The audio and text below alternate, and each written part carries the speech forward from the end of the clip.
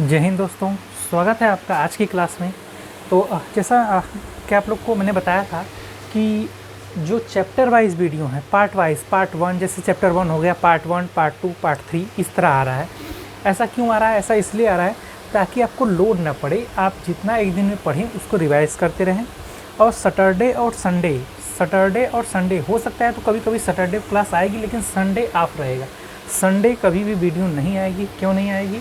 क्योंकि उस दिन आपको पूरा रिवाइज़ करना है। हो सकता है तो आप सैटरडे का भी आधा दिन पढ़िए, सैटरडे का आधा दिन जो आधा समय है उसको रिवीजन में व्यतीत कीजिए, और संडे का पूरा दिन, डेढ़ दिन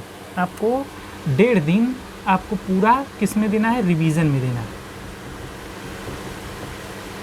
एक संडे पूरा का पूरा और हाफ सैटरडे और एक संडे पूरा का पूरा रिवीजन करना है। तो हो सकता है कि कभी कभी सैटरडे को वीडियो आएगी भी, नहीं भी आएगी, वो चीज़ मैं आपको बता दिया करूँगा। लेकिन संडे को कभी भी वीडियो नहीं आएगी। क्यों? क्योंकि आपको जो आपने पढ़ा है, कब? मंडे को, ट्यूसडे को, वेडनेसडे को, थर्सडे को, फ्राइडे को, सैटरडे को हाफ, इसमें हाफ कर लीजिए। 1 दिन, 2 दिन, 3 दिन, 4 दिन, 5 दिन, ये इतना दिन जो पढ़ा है वो आपको संडे को रिवाइज करना है। क्या करना है? रिवाइज करना है। और सैटरडे को आधा समय आप पढ़ाई में देंगे और आधा समय रिवीजन में देंगे। मतलब half Saturday, full Sunday. Half Saturday से 12 बजे के बाद कोई वीडियो नहीं आएगी, संडे को कोई वीडियो नहीं आएगी। सैटरडे को आएगी भी तो 12 बजे के पहले आएगी, 12 बजे के बाद कोई वीडियो नहीं आएगी। संडे को तो कोई वीडियो नहीं आएगी। तो आपको क्या करना है?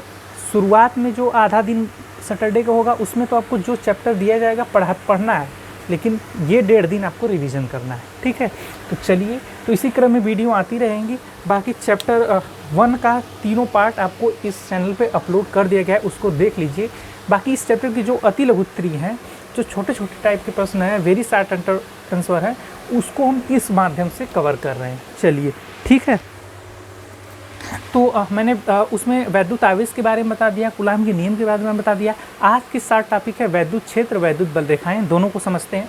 ये तो मैंने आपको स्ट्रेटजी बता दिया कि वीडियो सैटरडे तक आएगी, संडे को आपको कोई वीडियो नहीं देखना है। आप जो पढ़े हैं, जो नोट्स आप बनाए हैं, उसको विधिवत रिवाइज करना है। ठीक है, हो सकता है तो सैटरडे को भी आधा दिन पढ़िए, आधा दिन रिवीजन कीजिए। ठीक है, ये काम आपको करना है। ये तो हो गई स्ट्रेटजी कि कैसे कैसे वीडियो आएगी।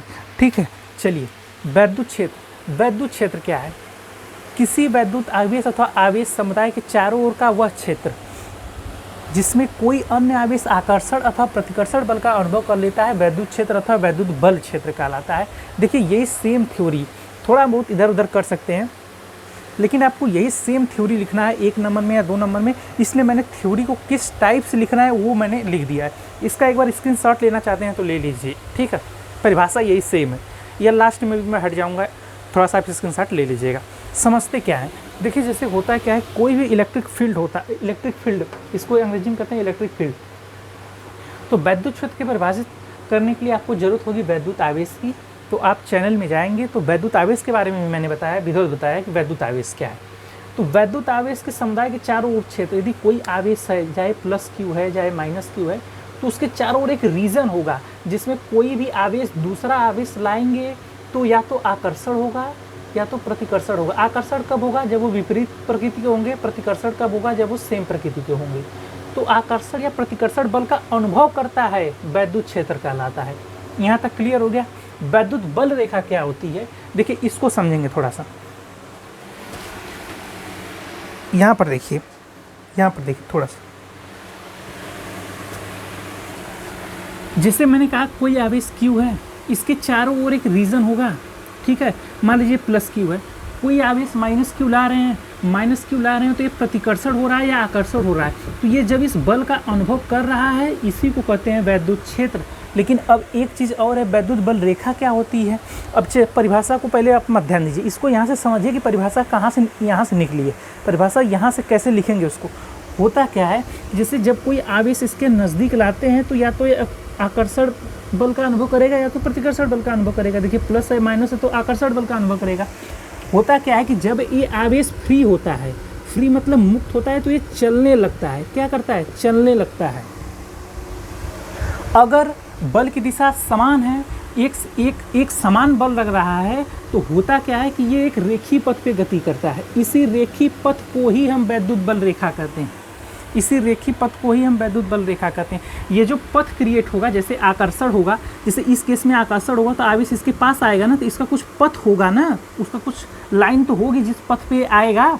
इसी लाइन को ही वैद्युत बल रेखा कहते हैं, और जिस कारण ये आकर्षण या प्रतिकर्षण हो रहा है उसको वैद्युत क्षेत्र कहते हैं। अब समझे, यदि बल की दिशा लगातार बदल रही है तो इसकी दिशा भी, इसके चलने की दिशा भी, इसके मार्ग की दिशा भी लगातार बदलती जाएगी। यह एक वक्राकार मार्ग पे गति करेगा, इसी को कहते हैं वैद्युत बल रेखा। और इसकी दिशा फाइंड करना होगा तो उस पर एक स्पर्श रेखा खींच देंगे, ठीक है। इसके रास्ते को ही हम वैद्युत बल रेखा कहते हैं, और जिस गुण के कारण ऐसा कर रहा है उसको वैद्युत क्षेत्र कहते हैं। समझ गए? लिखना कैसे है? वैद्युत बल रेखा वैद्युत क्षेत्र में खींचा गया वह काल्पनिक निष्कोण वक्र है जिस पर एक स्वतंत्र और पृथक्कृत एकांक धनावेश चल रहा है ना, धनावेश, या इसको दोनों को प्लस मान लिए, प्रतिकर्षण करेगा। इन्होंने एकांक धन आवेश मानेंगे, थोड़ा सा आसानी हो जाएगी चीज़ों को समझने के। मान लीजिए धन आवेश मानेंगे तो प्रतिकर्षण होगा, ये वाला जो पाथ होगा इसको वैद्युत बल रेखा कर देंगे। यदि बल की दिशा बदल रही है तो इसकी भी दिशा बदलती जाएगी, ये एक वक्राकार मार्ग पे गति करेगा।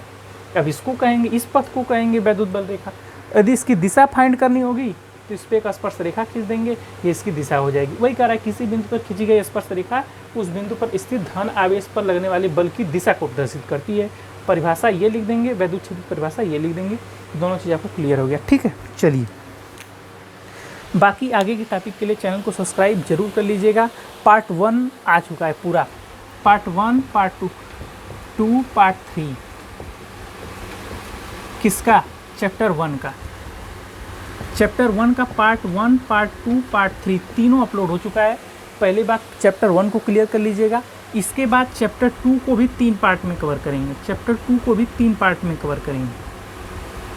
सभी चैप्टरों को 3 या 4 पार्ट में, जितनी पार्ट की ज़रूरत होगी, क्रम से एकदम कंप्लीट करते जाएंगे, ठीक है। बाकी इसका स्क्रीनशॉट तो आप लोग शुरुआत में ले लिए होंगे। चैनल को सब्सक्राइब जरूर कर लीजिएगा। सभी विषयों की, फिजिक्स, अभी तो फिलहाल फिजिक्स चल रहा है, बाद में chemistry, bio, math, Hindi, English, इन चीज़ों की वीडियो लगातार अपलोड होती रहेंगी। अभी फ़िलहाल फिजिक्स के सिलेबस पे काम चल रहा है। Chemistry, bio, math, Hindi, English की भी तैयारी इस चैनल पे एकदम बराबर होती रहेगी। एग्ज़ाम से पहले आपको मैंने कितनी वीडियो में, शुरुआत की वीडियो मैंने बता दिया कि 3 से 4 बार सिलेबस कवर होगा। इसके बाद मॉडल पेपर, अंशाल पेपर, कब? एग्ज़ाम से 1.5 महीने पहले, जनवरी फरवरी में मॉडल पेपर आपका शुरू हो जाएगा, ठीक है। तो चलिए चलते हैं, मिलते हैं किसी नेक्स्ट वीडियो में। धन्यवाद।